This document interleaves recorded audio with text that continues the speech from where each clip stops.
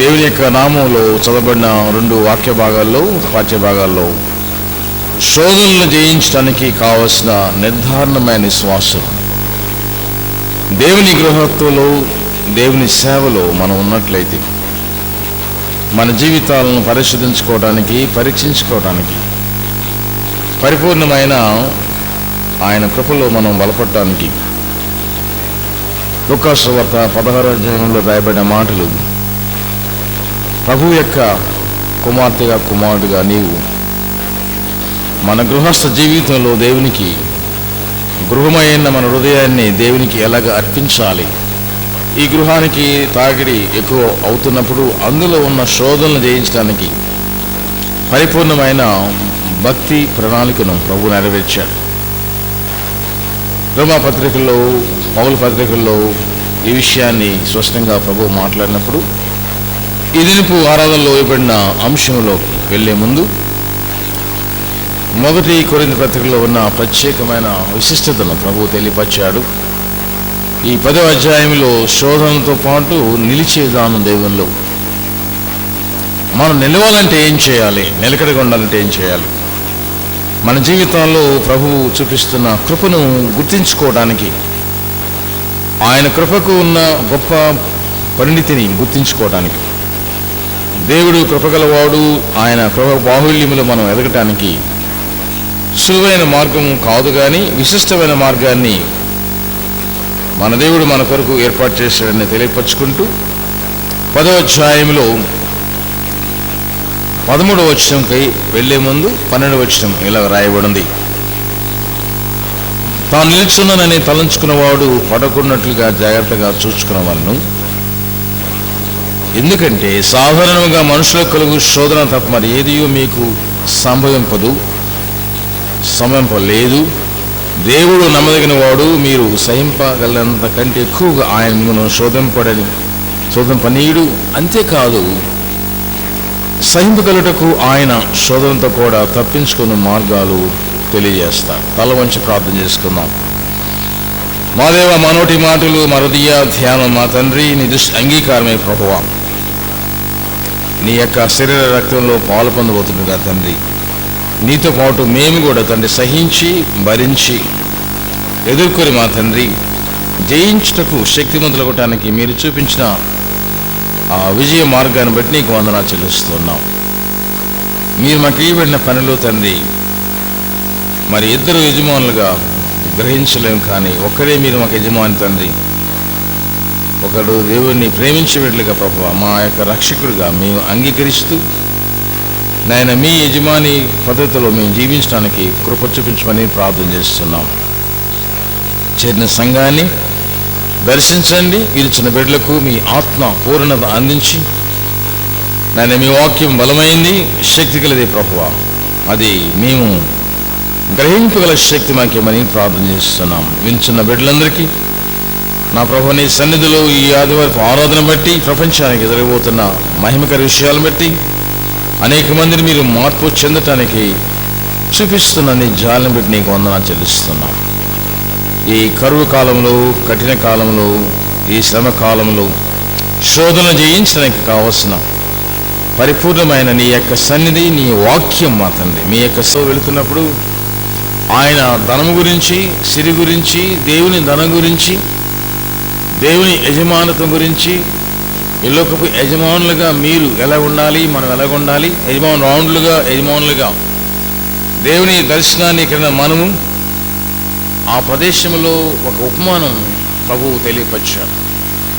ఒక యజమానికి ఉన్న అనుబంధం బట్టి, the captain of the house, యజమానులుగా మనం ఉండటానికి ప్రభు మనం పిలిచాడు, యజమానులుగా ఉండటానికి ప్రభు పిలిచాడు. కాబట్టి ఆయన ఇస్తున్న ఉపదేశం పరిపూర్ణంగా మేము వినటానికి మన పరిస్థితులు ఏ విధంగా సరే ఆయన చెప్పిన రీతిలో మనము మన లెక్కలు, మన శిష్టాన్ని, మన విశ్వాసాన్ని అందులో అమర్చుకోవటానికి కావలసిన పరలోకపు జ్ఞానం గురించి మన ప్రభు మనకి బోధిస్తున్న బోధన బట్టి, గత వారం విన్న వాక్యం, ఈరోజు మనం వినబోతున్న వాక్యం మన జీవితాన్ని సరిదిద్దబోతుంది.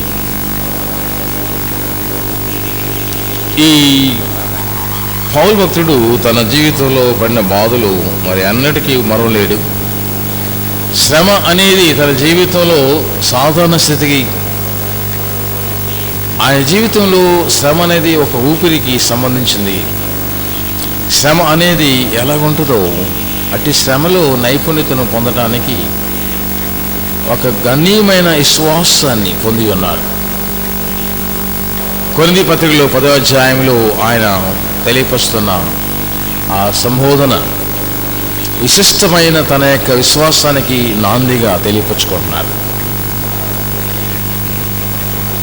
ఒక సముద్రంలో ఒక నావికుడిగా తయారవడానికి అల్లలేని సముద్రము అతన్ని నాయకుడిగా తయారు చేయలేదట. A smooth sea never made a skilled sailor.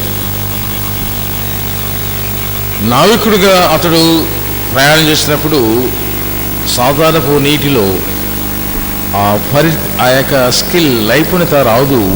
సముద్రంలో తరంగాల మధ్య ఘోషిస్తున్న మహాసముద్రాల మధ్య వారు ప్రయాణం చేసినప్పుడు అతడు సైలర్గా ఒక క్యాప్టెన్గా అవటానికి కావాల్సిన నైపుణ్యతను సాధించుకుంటాడు. Roaring sea, common sea, calm sea ఎన్నో పేర్లు ఉన్నాయి. సముద్రం ప్రయాణం చేసినప్పుడు ఒక్కొక్క ఏరియాలో ఒక్కొక్క స్థితిలో ఆ సముద్రపు తరంగాలు, ఆ ఫ్లో అనేది ఉంటుంది. కాబట్టి ఓడ నడిపే నాయకుడు చాలా అనుభవాలు కలిగి నడుపుతూ ఉంటాడు. వాటిని ఎదుర్కోవడానికి కావలసిన పద్ధతుల్ని నేర్చుకుంటాడు. అలలపై ఆడే జీవితం. మానవుడు ఈ లోకంలో అలలపై ఆడుతున్నప్పుడు ఆయన ఆత్మ మనకి ఇచ్చాడు. కాబట్టి ఆయన ఆత్మతో సంచరించే సమృద్ధి అయిన captaincy of his spirituality, warfare అంటాం. స్పిరిచువల్ వార్ఫేర్ లాగానే ఆత్మ పోరాటంలో నిలబడటానికి కావాల్సిన ఆత్మీయ స్థితిని, స్థాయిని సమృద్ధిగా మనం పొందాలంటే మనం తప్పనిసరిగా పరిశోధించబడాల్సిందే. A smooth sea never made a skilled sailor. క్రైస్తవ జీవితం కూడా నీటి మీద ఎదురీత సాగిపోయే అనుకూలత కాదు. నన్ను వెంబడించేవాడు తన శిలువనెత్తుకు వెంబడించాలి, తను ఉపేక్షించుకోవాలి అనగానే ప్రభువు ఆదర్శమైన తన మార్గాన్ని, తన జీవితాన్ని మన కొరకు పెట్టుబడిగా పెట్టి ఆయన పుట్టిన దగ్గర నుంచి చనిపోయే వరకు కూడా సాదృశ్యంగా ఆయన జీవితాన్ని సమకూర్చిన సమృద్ధి అయిన ఆయన పరిస్థితులను మనం చదివినప్పుడు గాస్పుల్ సువార్తను చదువుటం వల్ల మనం పొందే అనుభవాలు, ఆయన వాక్యం చదువుతున్నప్పుడు మనం పొందే అనుభవాలు, అనుభూతి మన జీవితంలో ప్రభు మనకిస్తున్న ఆ గొప్ప ధైర్యస్థితిని, విశ్వాసపు స్థితిని విశ్వాసగా దేవుడు మనకు అందిస్తున్నాడు. ఇట్టి విశ్వాసలో దేవుడు ఉన్నాడని తెలియపరచుకోవడానికి దేవుడు ముందు పెట్టుకుని మనం వెనక వెళ్ళాలి. మనకంటే శ్రమలు ముందుగా వెళ్ళినప్పుడు వాటికంటే ముందుగా దేవుడు నడుస్తున్నాడు. మనం శ్రమలలో ఉన్నాం అనుకున్నట్లయితే మన శ్రమలకు ముందుగా ఆయన నడుస్తున్నాడు. అది మీరు గమనించుకోవాలి, గమనించాలని పౌలు భక్తుడు స్పష్టంగా మాట్లాడుతున్నాడు. 13వ వచనంలో 10వ అధ్యాయం 13వ వచనంలో ఆయన మాట్లాడే మాటలు మనం బలపరుస్తున్నాయి. ఈ దినము మన జీవితంలో ప్రభు కూడా ఆ విషయం 16వ అధ్యాయం యోహాను సువార్తలో 33వ వచనంలో చెప్పాడు. ఈ లోకంలో మీరు ఉన్నప్పుడు, ఈ లోకంలో ఎలాగ ఉండాలో ఎన్నో ట్రయల్ సమస్యలు వచ్చినప్పుడు నేను ఎలాగా వాటిని జయించానో మీరు లోకాన్ని జయించబోతున్నారు. I have overcome the world. ప్రపంచాన్ని నేను జయించాను. 16వ అధ్యాయం 33వ వచనంలో ప్రభు మాట్లాడిన మాటలు మనం తీసుకోవాలి తప్పనిసరిగా. నేను జయించిన కాబట్టి మీరు జయించబోతున్నారు. ఈ విషయంలో మనము కూడా అర్థం చేసుకోవాలి. దానియేలు గ్రంథం 3వ అధ్యాయంలో 3 బిడ్డలు మనం చూస్తున్నప్పుడు షడ్రకు, మెషకు, అబేద్నెగోలు వారు 3 అగ్నిగుండంలో వేయబడ్డారు. అగ్నిలో కాల్చబడిపోతున్నారు. అగ్నిలో వారు దహించబడిపోతుండగా వారితో పాటు ఇంకొక పుత్రుడు, నరపుత్రుడు దేవుడు తిరుగుతున్నాడు. ఎవరు ముగ్గురే వెళ్ళారు కనుక నాలుగో వ్యక్తి ఎవరంటే, మీరు బయటికి రమ్మన్నప్పుడు వారు బయటకు వచ్చినప్పుడు ముగ్గురే బయటకు వచ్చారు, నాలుగో వ్యక్తి బయటకు రాలేదు. Hidden God, invisible God is always with you. అదృశ్యమైన దేవుడు మనల్ని కాపాడువాడు, కొరకు నిద్రపోడు, మనల్ని భద్రపరిచేవాడు మనతో ఉంటాడు. కాబట్టి ఈరోజు ఈ విషయాన్ని మనం గమనించినట్లయితే పౌలు భక్తుడు 2 కొరింథీ పత్రికలో 11వ అధ్యాయం 24 నుంచి 30 వరకు చదవండి. ఇంటికి వెళ్ళిన తర్వాత ఆయన పొందిన శ్రమలు, 49 దెబ్బలు తిన్నాడు, ఒక్కటి తక్కువ. 5 సార్లు ఆయన అలాంటిది అనుభవించాడు, ఒక్కసారి కాదు. 49 lashes he received 5 times. 39 దెబ్బలు ఒకసారి కాదండి, 5 సార్లు కొట్టబడ్డాడు. దేనికి కొట్టబడ్డాడు అంటే ఆయన ప్రభువుని అంగీకరించాడు కాబట్టి. రోమా ప్రభుత్వం అంతటికీ ఆయన ఇస్తున్న సిలువ ఔషధం పరిపూర్ణత కలిగింది కాబట్టి, పునరుద్ధాన శక్తిలో ఆయన ప్రభువును చూశాడు కాబట్టి, అటు పునరుద్ధాన శక్తిలో ఆయన కలిగిన శక్తిని ఈ ప్రపంచాన్ని మార్చివేయగలదు, ఈ ప్రపంచాన్ని అది వణికించగలదు. ఆ శక్తి ముందు ఈ దెబ్బలు ఎన్నదగినవి కావు. మునుపటి శ్రమల కంటే ఇప్పటి శ్రమలు ఎన్నదగినవి కావు. మునుపటి శోధన కంటే corona is not a great, అది ఎన్నదగిన కాదు. దానిని ఎదిరించడానికి శక్తిమంతులుగా మనం ప్రభువులో ఉండాలి. ఆయన కార్యాలను తెలుసుకున్నప్పుడు, మనం నిలబడినప్పుడు నడిపించే దేవుడు ఆయనే. సమర్థవంతమైన యాజమాన్యం, మంచి క్రైస్తవ గృహ నిర్వాహకత్వాన్ని గురించి ప్రభు తెలియపరచుకుంటున్నాడు.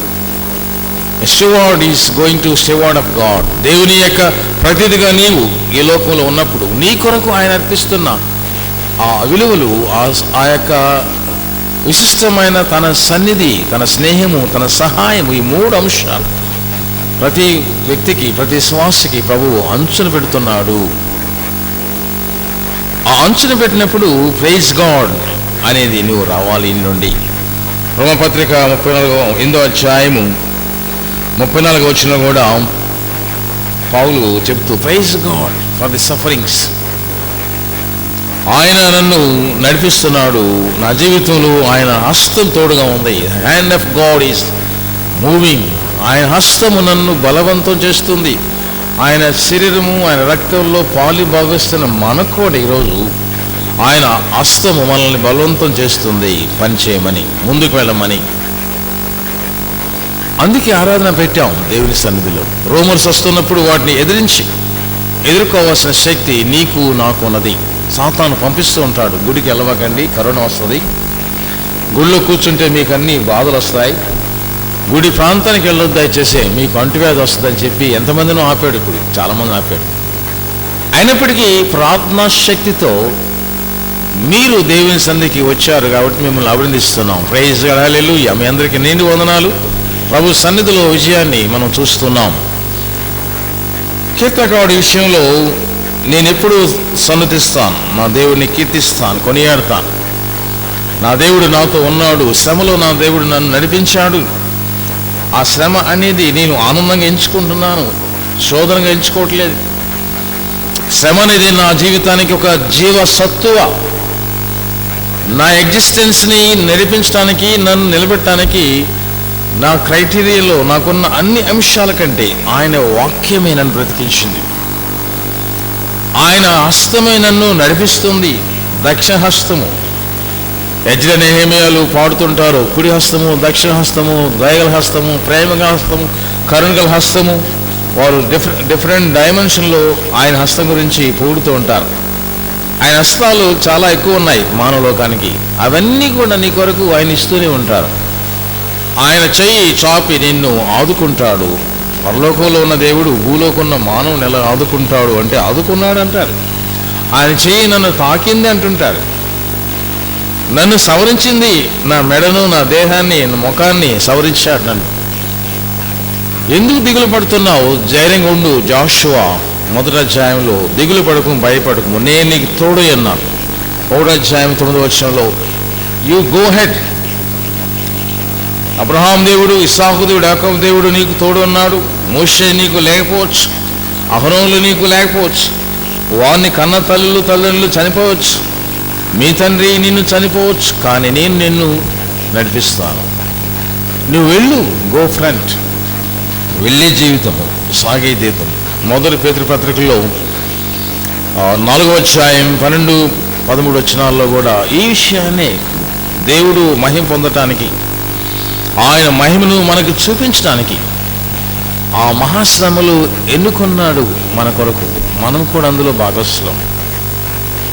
దీన్ని బట్టి చూసినట్లయితే ఈ శ్రమలకు మన జవాబు ఏంటి? Hour response to the difficulties. మనం ఒక్కొక్కరు ఒక రీతిగా అనుభవం పొందుతాం. ఈ దినాల్లో మన శ్రమలో ఉన్నప్పుడు దుఃఖపడుతూ ఉంటాం. మన దుఃఖ సమయంలో దేవుణ్ణి ఎలాగ కలిగి ఉండాలి?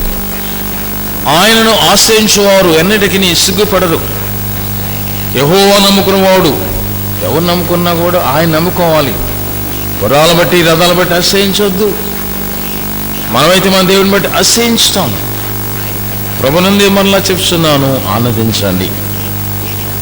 Makes all the differences. ఎప్పుడైతే మనం శ్రమల్ని జవాబు ఎదుర్కొంటామో శ్రమకు, ఆ జవాబులోనే సరైన జీవితం మన ప్రభు మనకిస్తాడంట.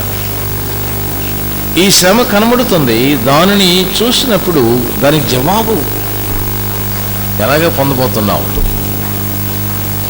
Encounter in adventure.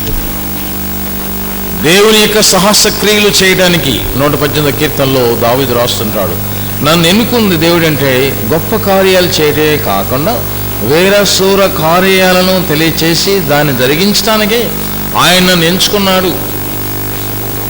నేను ఇంట్లో కడవాడిని, బిడ్డను, చిన్నవాడిని, అన్స్కిల్ఫుల్ మ్యాన్.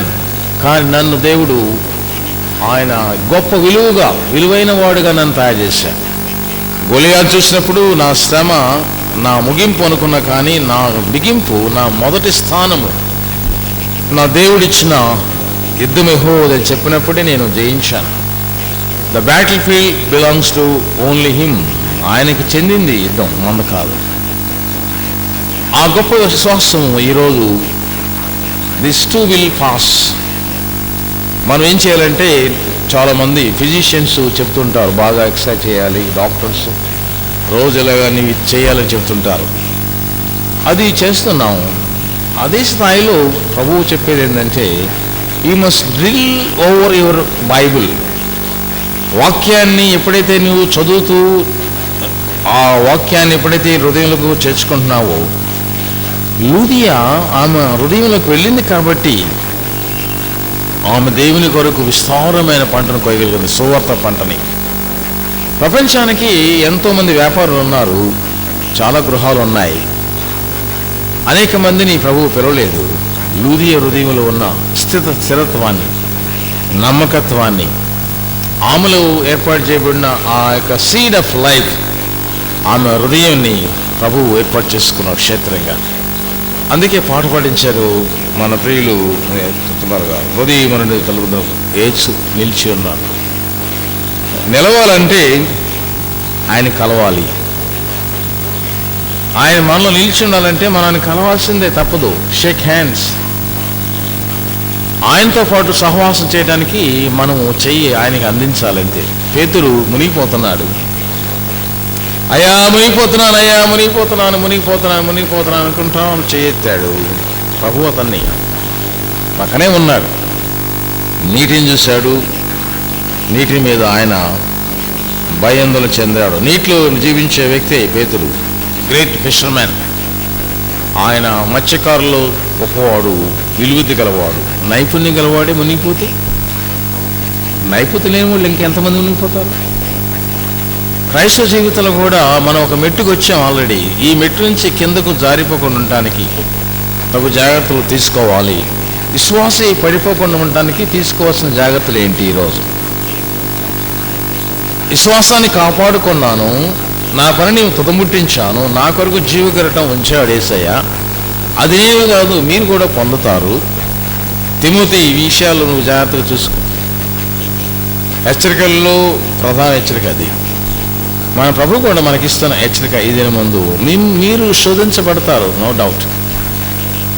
మీరు సహించలేనంతటి స్థితికి నేను నిన్ను తీసుకుని వెళ్ళను. పక్షిరాజు తన బిడ్డల్ని నిర్దాక్షిణ్యంగా ఆకాశానికి ఎత్తుకెళ్ళి వదిలేస్తాడు. ఆ బిడ్డలు అల్లాడుతుంటాయి, కింద పడిపోతూ చనిపోద్దేమో అనుకుంటాం. ఆ లేయర్ నుంచి కింద లేయర్కి వచ్చే వెంటనే వాటిని మళ్ళా క్రిందకు వచ్చి భుజాల మీద ఎక్కించుకుని మళ్ళా వెళ్ళిపోతూ ఉంటుంది. A skilful training in hard times.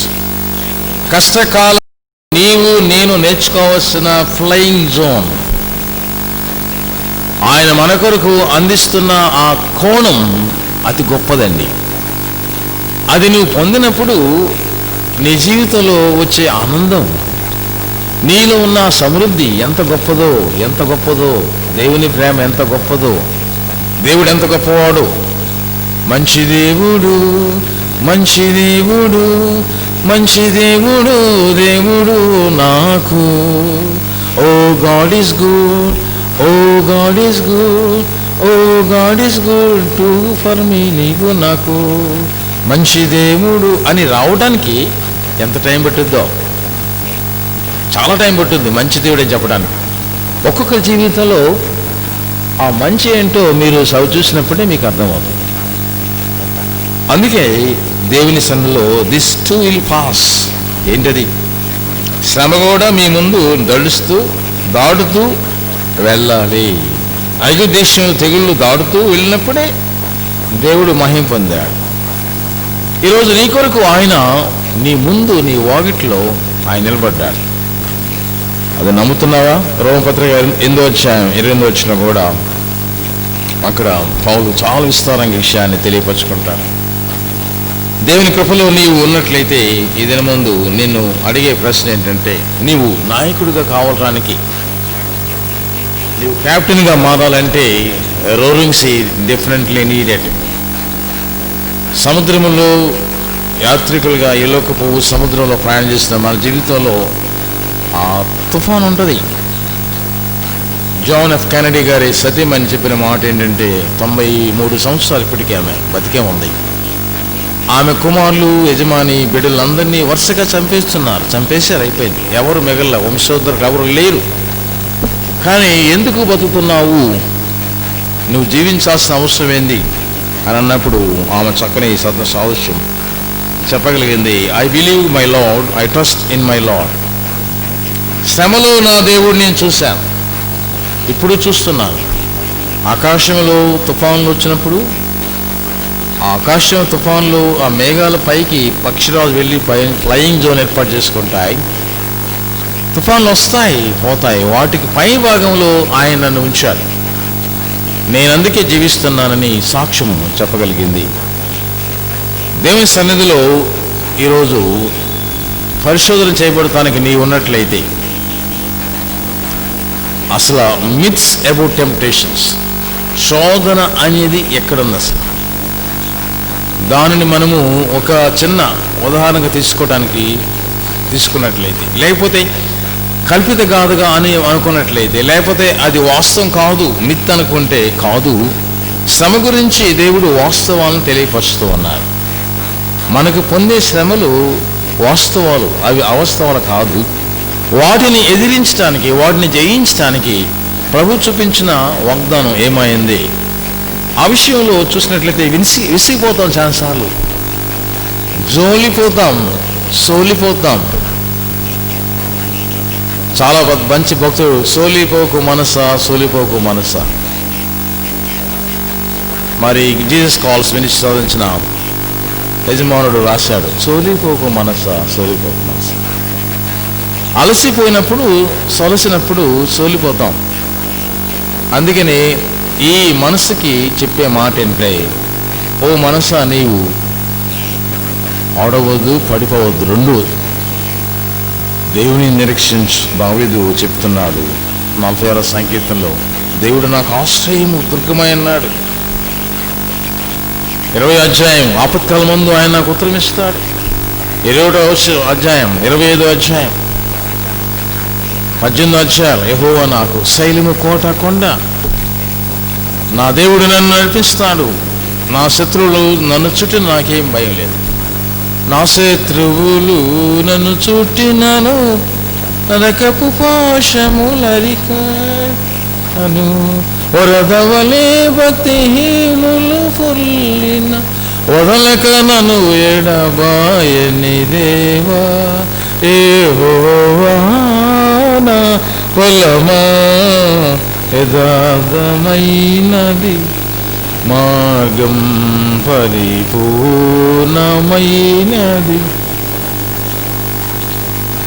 యెహోవా. శ్రమ శోధన అనేది అది ఏదో పురాణ కాదు, లేకపోతే కల్పిత కాదు. అది దేవుని యొక్క వాస్తవ్యాన్ని వాస్తవికతను తెలియపరిచే సాధనం. అబ్రహాము శోధించబడలేదు, పరిశోధించబడ్డాడు. ఇస్సాకు విషయంలో హి వాస్ సో లెర్న్, ఎంతో నేర్చుకున్నాడు. విశ్వాసకు తండ్రిగా మార్చడానికి ఆయనకి పరిపూర్ణమైన విశ్వాసాన్ని, భక్తిని నేర్పించారు.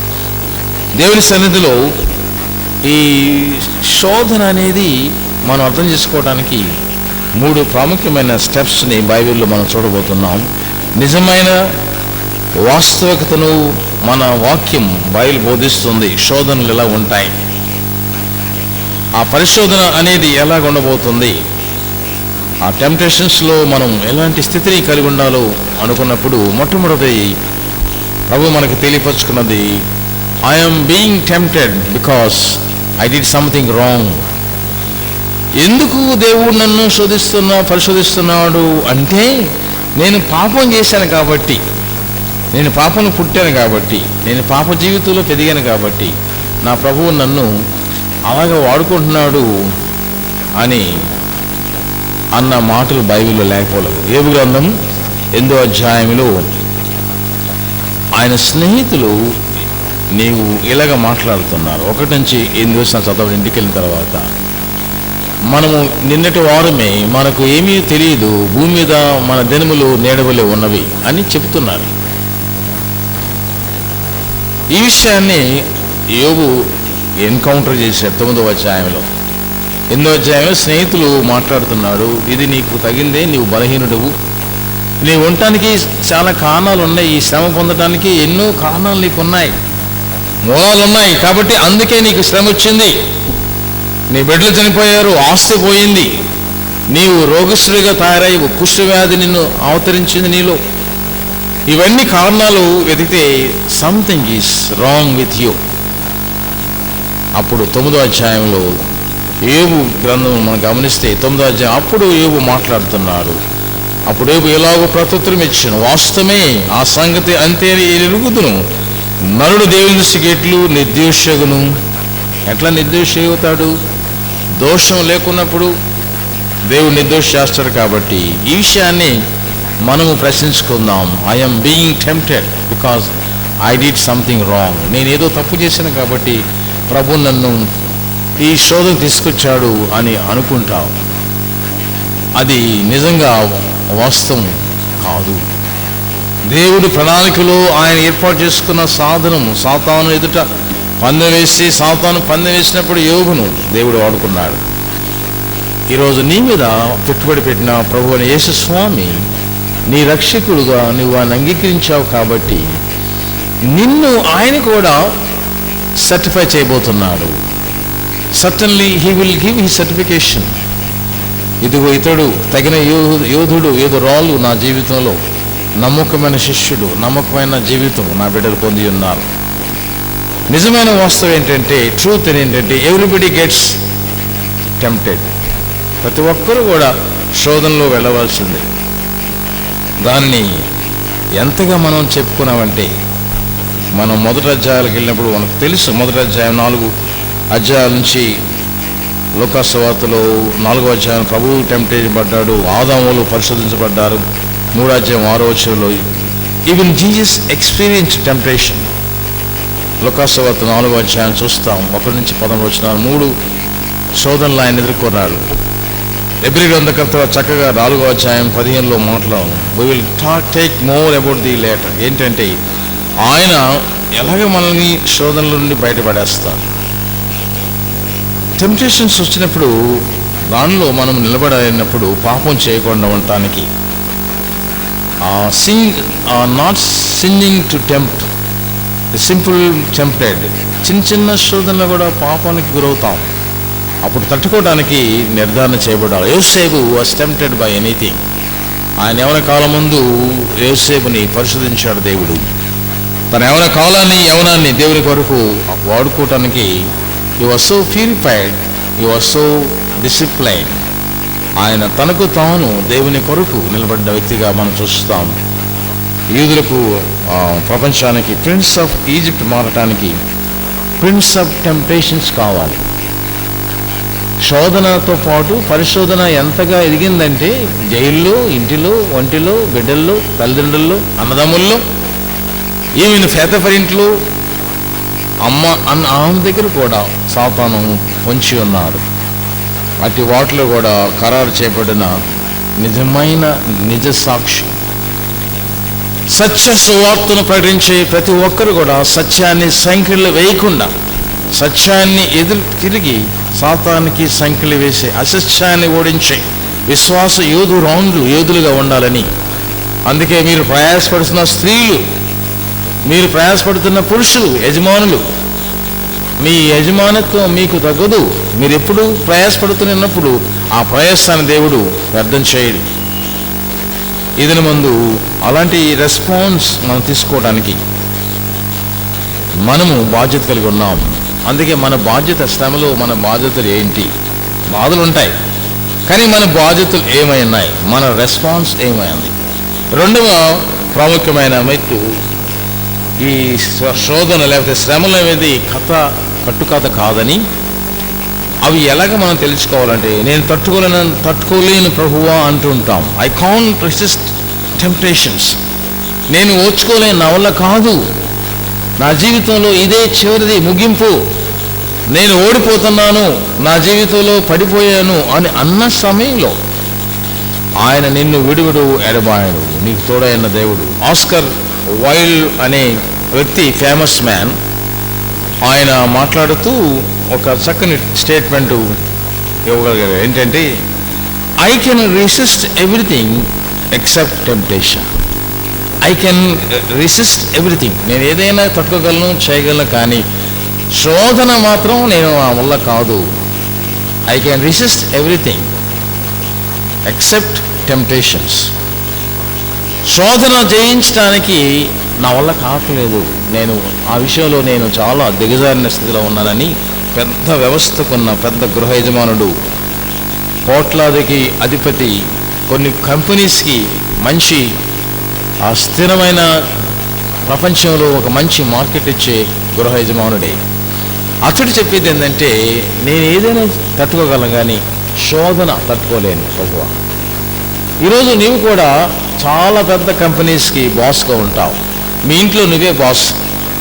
నీవు అనే మాట కూడా ఏంటంటే, అయ్యా నేను ఇల్లంతా జయించను కానీ ఈ శోధన జయించలేకపోతున్నాను ప్రభువా అని ప్రార్థన చేసి ఉంటావు, చేయకుండా ఉండవు. అలాంటి టైంలో దేవుడు నీకు జవాబు ఇవ్వక ఉండడు. ఈ శోధనలు వరద వల్లే నా మీద వస్తున్నా కూడా నేను దాటింపజేయగల శక్తి నాకు ఉందని ఎప్పుడైతే అనుకుంటావో. సాధు సింగ్ గారు చక్కని సాధుశాలు చెప్తుంటాడు. ఆయన చెప్పిన సాదృశ్యం ఏంటంటే, నీ మీద వరద వల్ల నీరు పోతుంటాయి. When you deep in the water, నీటిలో మునిగినప్పుడు నీ మీద కొన్ని వేల గాన్ల వాటర్ వెళ్ళిపోతుంటాయి.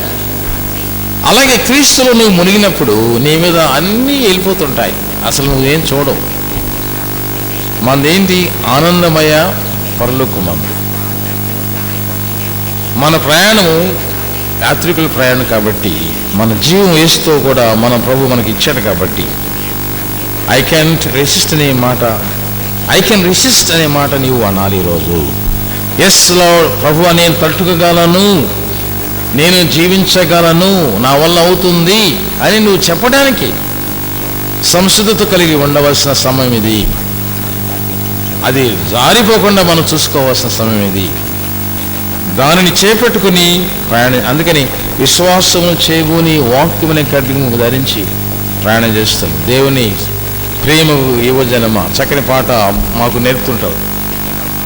ఆ పాటలో ఏముంటుందంటే, శోధన జయించే శక్తి ప్రభు మనకు రాస్తుంటాడు. మన కీర్తన పుస్తకం కూడా అదే ఉంది. జయ ప్రభు యేసుని వెంబడించు, జయగా నడుస్తుంది. జయ ప్రభు యేసుని వెంబడించుచు జయముగా నడచదము, యేసుతో జయముగా నడచదము. ఆ పాట అంతా కూడా ఇది. నడవటం అంటే ఏంటంటే ఎలా నడవాలో చక్కగా మహానుభావులు రాశారు. ఆ గీతం పరిపూర్ణంగా మనల్ని శోధనల్ని మనం జయించలేము అనుకున్నప్పుడు జయిస్తాం. అట్టి శోధనలను జయించడానికి నీ ముందు ప్రభువు నడుస్తున్నాడు. కాబట్టి గొర్రెల కాపురు లేకపోతే గొర్రెలు చెదిరిపోతాయి. గొర్రెల కాపురి ముందు వెనుక ఉంటాడు. He's in front and he's behind. ముందు వెనక నిన్ను నడిపించే దేవుడు, ఇశ్రాయేలు దేవుడు కొనుగోలు నిద్రపోవడం.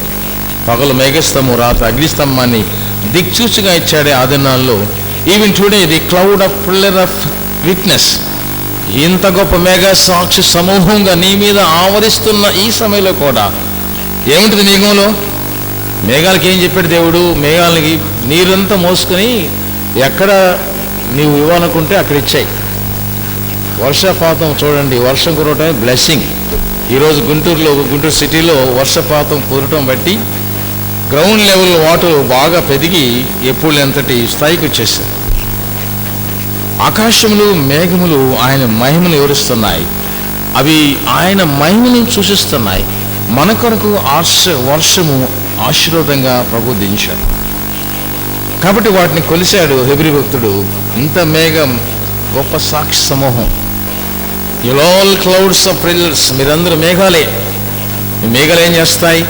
నీళ్లు తయారు చేస్తాయి, నీళ్లు విడిస్తాయి, నీటిని కిందకు పంపుతాయి.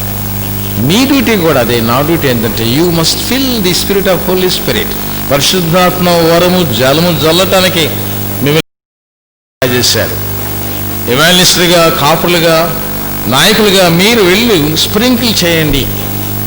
నేనే సంగతులు బోధించి ఆజ్ఞాపించానో వాటన్నిటినీ గాయకులు నేర్పించి తండ్రి కుమార పేరట వారిని డిప్ ఇన్ ద వాటర్ బాప్టిజములో వారిని నింపి వారిని కడిగి ముద్రించమని ప్రభు చెప్పాడు. మత్తయి సువార్త 20 చివరిలో I commission, I command. Gospel ఏనాడు కమిషనర్ గారు ఎంతో విశిష్టమైన మాటలు తెలియపరిచారు, ఆనందరాజు గారు. ఆ కమిషన్ ఏంటంటే నిలబడి చూసేది కాదు, నిలబడి పరిగెత్తేది. నిలబడతాం ఇలా సేపు, అది కాదు. సత్వరమే మీరు వెంటనే ప్రయాణం చేయాలి. Your order to running, not on staying. పరిగెత్తే వారికి ప్రయాణం అండి, పరిగెత్తిన వాళ్ళకి ప్రయాణం ఉండదు. అది ఆడే ఉంటుంది ప్రయాణం. నీవు పరిగెత్తున్నప్పుడు నీ ప్రయాణాన్ని ప్రభు తక్కువ చేస్తాడు, నీ జీవితాన్ని గమ్యం చేస్తాడు. దేవుని సన్నిధిలో ఆయన శ్రమలో మన జీవితంలో 3వ మెట్టుకు వెళ్దాం. అదేంటంటే God won't give me more than I handle. నేను భరించలేని దానికంటే ఎక్కువ నువ్వు నాకు ఇయ్యొద్దు ప్రభు అని భక్తులు ప్రార్థన చేస్తూ ఉంటారు. ఇటు ప్రార్థనలో నిజంగా మనం గమనించినట్లయితే నిజమైన వాస్తవం ఏంటంటే temptation does not have to win. అది శోధన అనేది మిమ్మల్ని జయింప చేయడానికి కాదండి. శోధన మనల్ని మనం జయింప చేయడానికి ప్రభు మన కొరకు తయారు చేశాడు. ఆ విషయాన్ని భక్తుడు తెలియపరచుకుంటున్నాడు. చదువుకున్న ఒకసారి 9వ అధ్యాయం 10వ అధ్యాయం 13వ వచనంలో సాధారణంగా మనుషులకు కలుగు శోధన తప్ప మరి ఏది మీకు సమీపలేదు. దేవుడు నమ్మదగిన వాడు, మీరు సహింపదగినంత ఎక్కువగా ఆయన మిమ్మల్ని శోధింపబడాడు. అంతేకాదు సహింపగలుగుటకు ఆయన శోధనతో కూడా తప్పించుకునే మార్గాన్ని కలుగజేస్తారు. ఇది చాలా యూనివర్సల్ ట్రూత్గా మనం తీసుకున్నాం. ఈరోజు గ్రంథంలో జీవగ్రంథంలో నిజమైన దేవుని యొక్క పరిపూర్ణత మనం తీసుకోవడానికి ఈ దినం పరిశుద్ధాత్మ దేవుడు ఆహ్వానిస్తున్న మాటల్లో మనము భరించలేని కంటే ఎక్కువగా మన కొరకు ప్రభు భరింపచేసే శక్తిని, తట్టుకునే శక్తిని ఒక్కొక్క విశ్వాసకి ప్రభు ఇస్తాడు. 1 పేతురు 5వ అధ్యాయం 7లో ఈ మాటలు, అలాగే సామెత గ్రంథం 3వ అధ్యాయం 5-6 వచనాల్లో కూడా రాయబడిన మాటలు. తర్వాత దావీదు తన జీవితంలో 46వ సంకీర్తనలో, సమూయేలు గ్రంథంలో 1 సమూయేలు గ్రంథంలో 30వ అధ్యాయంలో చూసినట్లు సౌలు అతను వెంబడిస్తున్న విధానం చూసి తట్టుకోలేనప్పుడు దావీదు ఎప్పుడు కూడా చీర్ఫుల్ హార్ట్తో దేవుని అనుసరించి అది జయించటానికి కావలసిన సమృద్ధిని సంపాదించుకొని శ్రమలో శోధనలో అనుభవాన్ని కలిగిన వాడుగా నిలబడ్డాడు. He turn to his only source of life. అక్కడ ఎవరూ సహాయం చేయడానికి లేదు, పరాయి రాజులు మనుషులు సహాయం లేదు, కానీ దేవుడే నాకు ఆశ్రయము దుర్గమై అన్నాడు, నా దేవుడు నాకు తోడే అన్నాడు, కాబట్టి నేను విడువను ఎడబాయను భయపడనని ఎంతో చక్కని మాటని తెలియపరుచుకున్నాడు. దేవుని సన్నిధిలో సత్యం ఏమిటనే మాట మనం గమనిస్తే దీంట్లో ఆయన మనతో ఉన్నాడు కాబట్టి God won't give you more than he can handle, and he can handle everything. మన కొరకు అన్నీ ఆయన చేస్తాడు. మనం చేయలేనిది ఆయన మన కొరకు చేసి పెడతాడు. కాబట్టి ఉత్తమమైన వాక్యం మనలో ఉన్నప్పుడు ఆయన మన భారాన్ని మోస్తాడు. దీన్ని బట్టి చూసినట్లయితే మనకి తెలుసు, చాలామంది ప్రపంచంలో నాయకులు నెల్సన్ మండేలా లేకపోతే అబ్రహాం లింకన్ గారు, దేశ నాయకులు చాలామంది ప్రభువుని అంగీకరించిన వారు వారి స్వతంత్ర యోధులుగా వారు శోధన జెరసాలలో వేసినప్పుడు కూడా వారు విడువక చెరలో ఉన్న వారిని విడుదల చేయడానికి, బంధించబడ్డ వారిని విడుదల చేయడానికి, లిబరేషన్ కొరకు, విడుదల జాతి విశిక్షణలో నుండి విడుదల చేయడానికి కొరకు వారు సత్యాగ్రహాలు చేసి దేవుని వాక్యాన్ని ప్రకటించి దేవుడు చెప్పిన ఈ గొప్ప మాటను వారికి తెలియపరిచినప్పుడు వారు జయించారు. వారి సాక్ష్యాలు మన జీవితంలో ఇప్పటికీ ఉన్నాయి. ద్వితీయోపదేశకాండం 7వ అధ్యాయం 9వ వచనం కూడా ఈ సాక్ష్యం గురించి, ఆ testimony of our faithful God, దేవుడు నమ్మదగిన వాడు కాబట్టి, ఆయన మనల్ని విడువడు ఎడబాడు కాబట్టి ఆ దేవుని కృపలో నీవు ఉన్నావు, నేనున్నాను. ప్రసంగి తన ప్రసంగి వ్యవస్థలో, సామెతల గ్రంథంలో, ప్రసంగి గ్రంథాల్లో, లేకపోతే ఇంకా పరమగీతాల్లో, లేకపోతే మరి వినిపించే విలాప వాక్యాల్లో, ప్రతి వాక్యంలో కూడా మన జీవితం ప్రశస్తంగా మార్చడానికి ప్రభువు ఈ గొప్ప అనుభవాన్ని నీ కొరకు అందించాడు.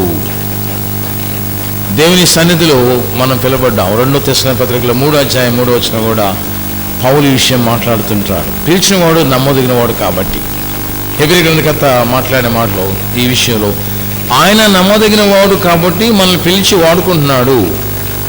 Faithful is he that calleth you who is also will do it.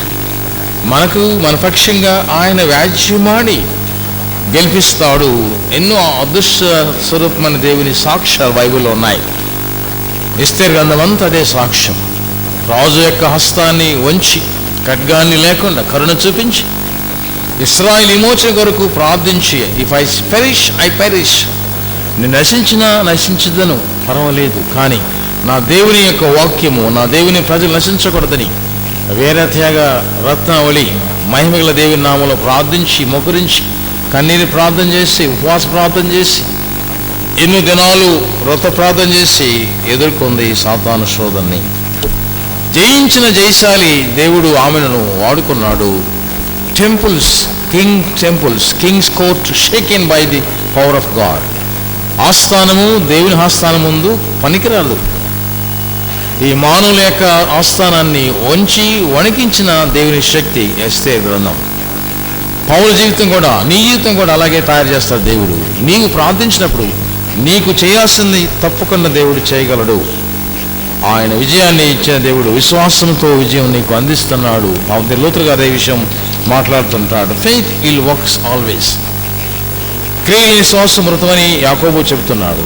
దానిని కూడా ప్రభు తీసుకున్నట్లయితే విశ్వాసము లేకుండా విజయాన్ని చూడలేం. కాబట్టి ఏ నరుడు కూడా దేవుణ్ణి మెప్పించలేడు. కాబట్టి విశ్వాసత కలిగిన దేవుడు విశ్వాసం యొక్క పరిణితుల్లో నీవు పరిశుద్ధాత్మ దేవుని యొక్క శక్తితో నీవు నీ యొక్క సిరిని సంపాదించుకోవాలి. Put your money to work for you. నీకు ఆస్తి ఉంది, దాని కొరకు నువ్వు లేవు. దయచేసి ధనం రావటం తప్పు కాదు, ఆస్తిని పెంచుకోవడం అసలు తప్పు కాదు. ఈ లోకంలో ఆయన తలాంతులు స్టోరీ చెప్పాడు. 5 గలవాడు 2 గలవాడు సాధించాడు, 1 గలవాడు మురుగ పెట్టాడు. ఈరోజు నీకున్న తలాంతులు ఏమో వాటిని వాడుకోమంటున్నాడు యేసయ్య. దాన్ని నీవు పెంచుకోమంటున్నాడు. అది దాని కొరకు, అది దేని కొరకు నిలబడిందంటే దేవుని కొరకు దాన్ని వాడాలి. ఆ మనీ అనేది లేకపోతే ఆ సిరి అనేది దాని కొరకు అది కాదు, దేవుని కొరకు దాన్ని వాడాలి.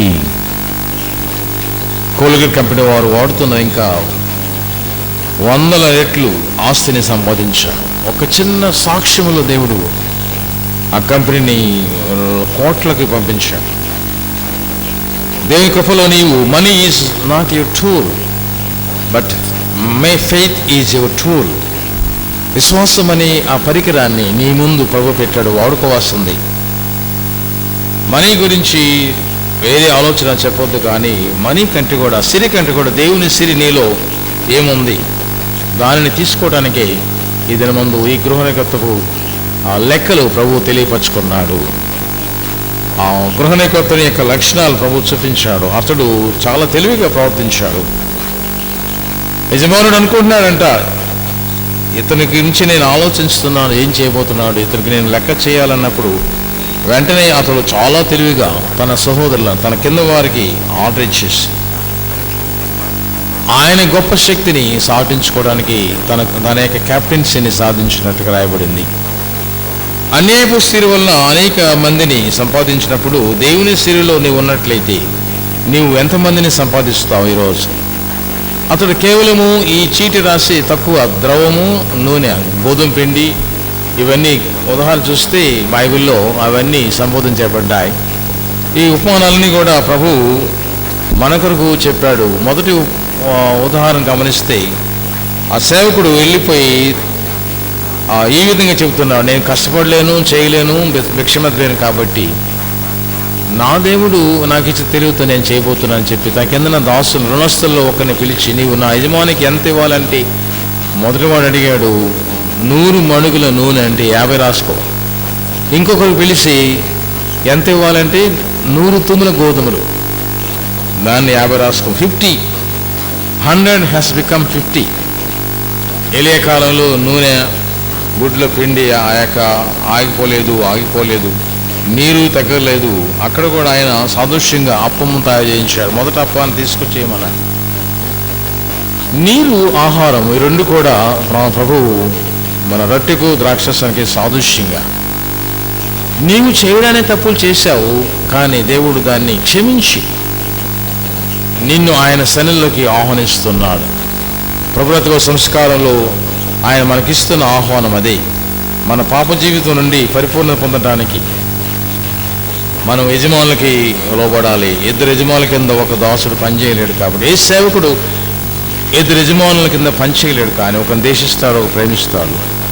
ఇప్పుడు మనం దేశించాల్సింది ఎవరు, ప్రేమించాల్సింది ఎవరు? మనం శోధనలు వచ్చినప్పుడు మనం దేశిస్తాం దేవుడిని. కొన్నిసార్లు అయ్యో నాకు శ్రమ వచ్చింది, దేవుడికి కరుణ లేదు నా మీద అనే మాట వాడుతుంటాం. దేవుని కృపలో ఆయన యజమానుడిగా ఉన్నట్లయితే ఆయన నీ కోసం అనేక అనుభవాలు తెలియపరిచాడు. ఆయన నిబిడ్డగా నీ మీద ఆయన వేసిన ముద్ర నీకు ఉంది కాబట్టి the purpose of your journey పరిపూర్ణంగా అది నిర్వర్తించబడుతుంది. దేవుని కృపలో నీవు నిలబడినప్పుడు నీ జీవితాన్ని ప్రభువు మార్చివేస్తాడు. రిఫైనింగ్ డివైన్ గ్రేస్, దేవుని కృప నీకు ఉన్నట్లయితే అది ఎలాంటిదో ఆ కృపను నీవు వాడుకోవటానికి, ఆయన కృపలో నీవు నిలబడటానికి ఈ దినమందు పరిపూర్ణమైన ఇష్టాన్ని ప్రభువు నీ కొరకు తెలియపరిచాడు. చాలాసార్లు మన జీవితంలో అనేక ఉదాహరణలు చెప్పినప్పుడు ఇక్కడ ఉండకూడదు అంటే అపహాసకులు కూర్చోకూడదు అని ప్రభువు చెప్పాడు. 2 యజమానులు మనకు పనికిరాదు కాబట్టి ఒక్క యజమానుడే మనకి నిజమైన యజమానుడు, పరలోక యజమాని. ఆ యజమానికి మనం ఉండాల్సిన జీవితం, మనకి ఇవ్వడిన జీవితం మన ప్రభు మనకు నేర్పాడు. ఈరోజు ఆ జీవితంలో నీవు నిలబడటానికి, శ్రమలో నీవు దేవుణ్ణి ఎరగటానికి, శోధన జయించడానికి శక్తిని ప్రభు ఇచ్చాడు. కాబట్టి trials through our faith works